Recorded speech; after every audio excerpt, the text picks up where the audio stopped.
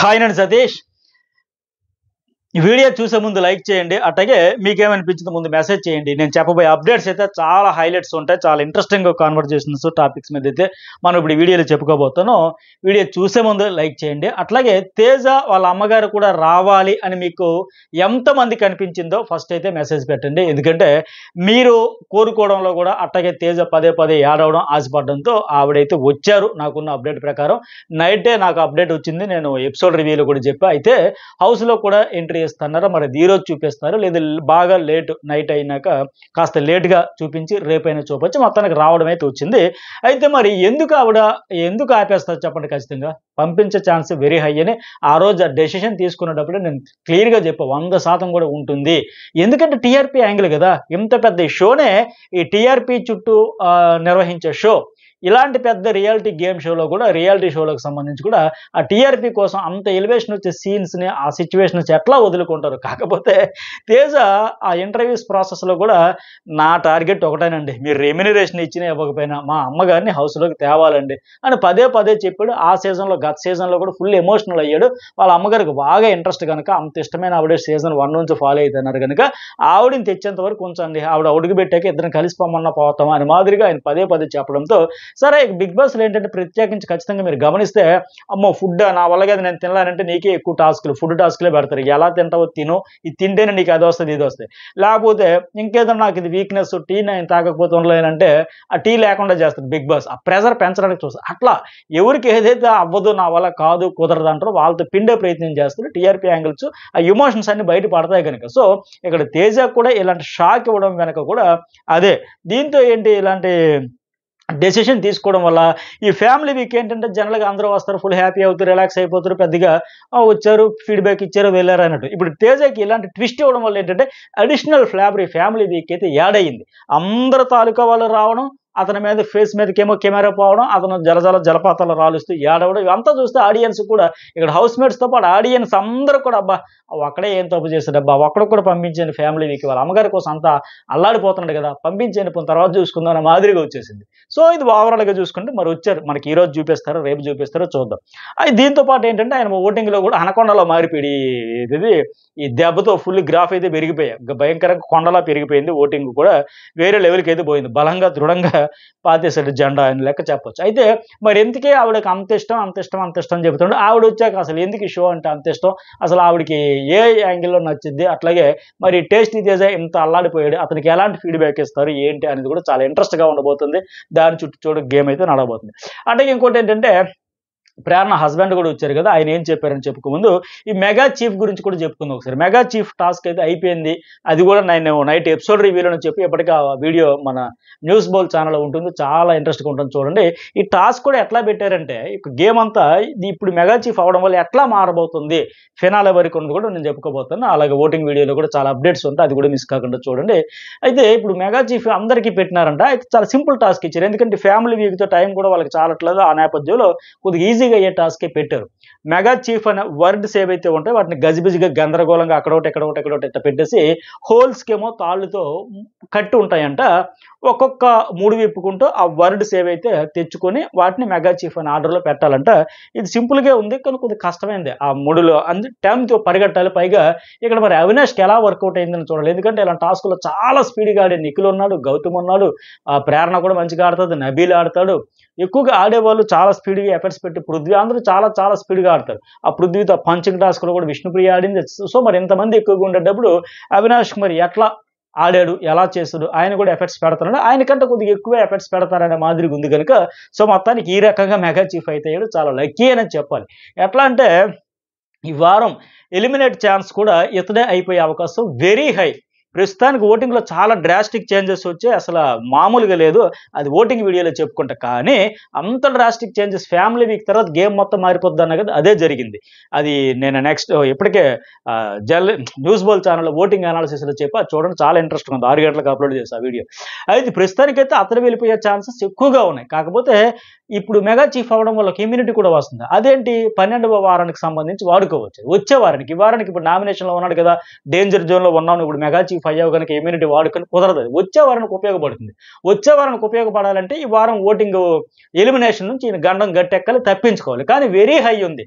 So ఇలాంటప్పుడు ఏం చేస్తారంటే ఆడియన్స్ ఓట్ల పరంగా నువ్వే అవుట్ అయిపోయినావు అనేటప్పుడు ఆ లాస్ట్ ఇద్దరు నుంచేటప్పుడు ఇంక ఎవరు అవుట్ ఎవరు కాదనేటప్పుడు ఖచ్చితంగా నబీల్ మీద అయితే ప్రెజర్ ఉంటుంది. నబీల్ కూడా ఖచ్చితంగా వినియోగించుకునే అవకాశం ఇదే మంచి రైట్ టైం కనుక వాడతాడు. ఎందుకంటే ఆ బ్రహ్మాస్త్రంతో ఇప్పుడు కాపాడేస్తాడు అవినాష్ అని నేను అనుకుంటున్నా, ఎక్స్పెక్ట్ చేస్తాను. ఎందుకంటే అవినాష్ కూడా నబీల్కి ఆ బీన్ బ్యాగ్స్ టాస్క్ నుంచి వీళ్ళిద్దరి మధ్య ఒక అండర్స్టాండింగ్, ఒక పాజిటివ్ వైపుతే వెళ్తా ఉన్నారు.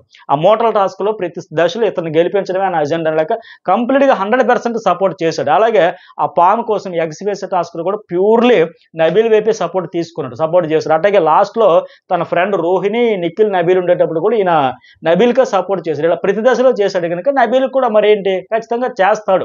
ఎందుకంటే ఆ టాస్క్ నుంచి ఒక అండర్స్టాండింగ్తో వెళ్తా ఉన్నారు కనుక. అలాగే ఇంకోటి ఏంటి, ఎంత అదృష్టవంతుడంటే అవినాష్ కూడా ఆయన మెగా చీఫ్ అయ్యాడు, మధ్యలో ప్రేరణ కదా అయింది, మళ్ళీ వెంటనే అయినాడు. ఒక వారం గ్యాప్ ఇచ్చి మళ్ళీ మెగా చీఫ్ నేనే అని జెండా అయితే పాతేశాడు. అయితే ఇంకోటి ఏంటంటే నబీల్ ఇచ్చేదానికి కూడా ఈ వారం అంతా దూతూనే ఉన్నారు ఆయన. నీకు అవసరం రాదులే ఆ ఎవిక్షన్ షీల్డ్ అని రోహిణి అండ్ అవినాష్, నువ్వు డేంజర్ జోన్, నేను డేంజర్ జోన్లో ఉంటే వాడుకో, నీకు అవసరం లేదు, నువ్వెందుకు డేంజర్ జోన్, అస్సలు అవసరమే ఫైనల్ వరకు అని చెప్పడంతో దాని పనే నీకు అవసరం పడదు, ఏదో అవినాష్ లాంటికి ఉపయోగపడుతుంది ఆవిడ రోహిణి అడగడం, ఆయన కూడా మాట ఇవ్వడం, అట్లాగే వీళ్ళు కూడా అవసరం లేదని చెప్పడంతో పాటు ఈ ఫ్యామిలీ వీక్ వచ్చిన వాళ్ళు కూడా గౌతమ్ కృష్ణ వాళ్ళ అన్నయ్య కూడా క్లియర్గా ఒక మంచి ఇన్ఫర్మేషన్ ఇచ్చారు, వాల్యుబుల్ ఫీడ్బ్యాక్ అయితే అతనికి ఇచ్చారు. ఎవరికి? నబీల్కి. నబీల్ మీది గేమ్ అంతా బాగానే ఉంది కానీ నాకు నచ్చుతుంది, బట్ నామినేషన్లకు మీరు కూడా రావాలని, అది ఎవరైనా రావాలి. గౌతమ్కి ఎంత పర్ఫెక్ట్గా నువ్వు కూడా ఇమ్యూనిటీ అవసరం లేదు, ప్రతి వారం నామినేషన్లో ఉండాలని చెప్పారు. అటు నబీల్ కూడా అదే మాట చెప్పాడు ఆయన. సో నబీల్ కూడా ఆలోచనలో పడతాడు, ఈ ఇమ్యూనిటీ షీల్డ్తో నేను సేవ్ అయిపోయే బదులు ఆల్రెడీ వీళ్ళు ఎంత కాన్ఫిడెంట్గా వైల్డ్ కార్డ్స్ చూసి వచ్చారు కనుక వాళ్ళు చెప్పిన దాని ప్రకారం ఇది నాకు వాడుకునే కంటే నామినేషన్లో ఉండడమే బెటర్ అనే మాదిరిగా ఆయన కూడా అనుకుంటాడు, ఆలోచనలో పడతాడు. అటుగా పృథ్వీ వాళ్ళ అమ్మగారు కూడా అదే చెప్పారు, నబీల్ బాగా ఆడతాడు, గుడ్ అని. అట్లాగే విష్ణు వాళ్ళ నాన్నగారు కూడా బెటర్ అని చెప్పారు. అలాగే నిఖిల్ వాళ్ళ అమ్మగారు కూడా గుడ్ అని చెప్పారు. ఎంతమంది చెప్పేటప్పుడు కూడా ఓకే నాకు అంత నీడ్ కాకపోవచ్చు, ఇది లేకపోయినా నేను సేవ్ అయిపోతున్న ఉద్దేశంతో ఇతనికి ఇచ్చే ఛాన్సెస్ ఉంది. అయితే ఇక్కడ ఇంకో ట్విస్ట్ ఏంటంటే 12వ వారం మెగా చీఫ్ ఇమ్యూనిటీతో 13వ వారం ఎండింగ్ వరకు అవినాష్ ఉంటాడు. ఆ తర్వాత ఇంకేంటి, మళ్ళీ అక్కడ ఇంకో ట్విస్ట్ ఉంటుంది. ఆయనకు ఒకవేళ అప్పుడు మెగా చీఫ్ అయిన తర్వాత అప్పుడు సేవ్ ఆప్షన్ ఎవరికైనా ఇచ్చాడంటే, బిగ్ బాస్ ఇచ్చాడంటే మళ్ళీ రోహిణికి మరొకసారి ఛాన్స్ వస్తుంది. అలా అయితే ఆవిడ ఏకంగా 7 వారాల నామినేషన్ కాకుండా ఈ రికార్డు కూడా క్రియేట్ చేసేస్తుంది. లేదంటే ఇప్పుడు ఆవిడ ఓటింగ్లోకి వచ్చిందంటే ఎప్పుడు వస్తే అప్పుడే అవుట్ అయిపోయే పరిస్థితుంది. ఇలా కంటిన్యూగా రాకపోవడం కూడా మైనస్, ఎప్పుడు వచ్చినా అవుట్ అయిపోతుంది. కాకపోతే అప్పుడు అవినాష్కి ఇచ్చి ఉంటే ఖచ్చితంగా దోస్తాను కాబట్టి చేసే ఛాన్సెస్ ఉంది. లేకపోతే మళ్ళీ నబీల్ కోసం ఏమైనా చేస్తాను చూడాలి, కానీ మ్యాక్సిమం ఎందుకంటే రోహిణికే చేయొచ్చు. సో మొత్తానికి అయితే బిగ్ బాస్ కూడా సేవింగ్ ఆర్డర్ ఇస్తాడా, ఆప్షన్ ఇస్తాడా, లేక మారుస్తాడో కూడా చూడాలి. ఎందుకంటే ఆమె కంటే వీక్గా ఆటలో ఉండేవాళ్ళు, స్ట్రాంగ్ కంటెస్టెంట్స్ అవుట్ అయిపోయే ఛాన్స్ ఉంది. ఆవిడకంటే స్ట్రాంగ్గా ఉండేవాళ్ళు, మిగతా వాళ్ళకంటే ఈవిడ కాస్త వీక్ ఉంది ఆటలో పరంగా, ఓవరాల్గా అన్ని ఎమోషన్స్ ఎంటర్టైన్మెంట్ అయితే చేస్తుంది, అది ఒకటే చాలదు కదా. ఓటింగ్లకు ఎంతవరకు రాకపోవడం కూడా ఎంత వస్తుంది కూడా డౌటే. నా అంచనా ప్రకారం 7-8 లోపే రావచ్చు, అది కూడా ఎక్కువ అనుకుంటున్నాను. చూద్దాం మరి ఎట్లా వస్తుంది ఏంటనేది. అయితే ఇంకోటి ఏంటంటే ఇప్పుడు అవినాష్ ఈ రకంగా ఒకసారి ఇమ్యూనిటీ షీల్డ్, ఒకసారి మెగా చీఫ్, దాంతో ఇన్ని రకాలుగా గట్టెక్కిపోతే డైరెక్ట్ 13వ తర్వాత టికెట్ డిఫరెంట్ 13వ వారం నామినేషన్ అయిపోయిన వెంటనే మొదలైతే అది కానీ గెలిచారంటే డైరెక్ట్ టాప్ 5లోకి జెండా బాతేస్తుంది. మొత్తానికి అసలు నామినేషన్, ఎలిమినేషన్ ఇలాంటివి లేకుండా జంపులు చేసుకుంటూ వెళ్ళిపోతాం అనిపిస్తుంది. చాలా హైలైట్స్ అయితే ఉండబోతున్నాయి, అదైతే చాలా ఇంట్రెస్ట్గా ఉంటుంది, అది కూడా మిస్ కాకుండా చూడండి. అట్లాగే ఇంకోటి ఏంటంటే ప్రైజ్ మనీ 50,30,000 చేసేసారు నిన్న ఎపిసోడ్లోనే. ఇక మిగిలిన ఇంకా 30 days ప్లస్ ఉన్నాయి కదా, 30 రోజులకు పైగా. ఈ 30 రోజుల్లో 30 రోజులు కనీసం ఎంత లేదన్నా ఒక 65-70 లక్షల వరకు వెళ్ళొచ్చు అనుకుంటున్నా. మరి సూట్ కేసుతో ఒకరు పోయినా సరే సాలిడ్గా ఎటు హోస్ట్ ఆ రోజు అబ్బాయి మీరు తీసుకోవాలని పదే ప్రెజర్ తెచ్చి ఎవరికొరికి ఇవ్వాలని చూస్తారు కనుక, సో సాలిడ్గా విన్నర్కి అయితే ప్రైజ్ మనీ దక్కుతుంది. ఒక 50 lakhs అయితే ఖచ్చితంగా అరకోటి అయితే దక్కించుకునే అవకాశం ఉంది.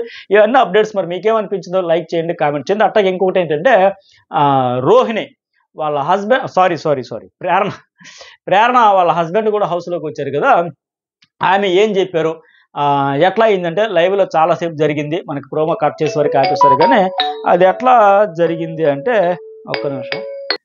అయితే ప్రేరణ హస్బెండ్ వచ్చాక ఆమెకి చాలా వాల్యుబుల్ ఫీడ్బ్యాక్ ఇచ్చారు, లైవ్లో కూడా అయిపోయింది, మనకు ప్రోమోతో వచ్చి ఆపారు. కానీ ఏమంటే ఏదైతే చెప్పాలో అదే చెప్పారు. ఆవిడ minus points house mates audience కొద్దిగా ఫ్రస్ట్రేట్ అవుతుంది. అబ్బా ఏంటి ఈవిడ ఇంతలా విసిగించేస్తాను అనుకో అవే చెప్పారు ఆయన. అన్నెసెసరీ దగ్గర ట్రిగ్గర్ అవ్వకు, కొన్ని విషయాలకు అసలు ఇంపార్టెన్సే అక్కర్లేదు.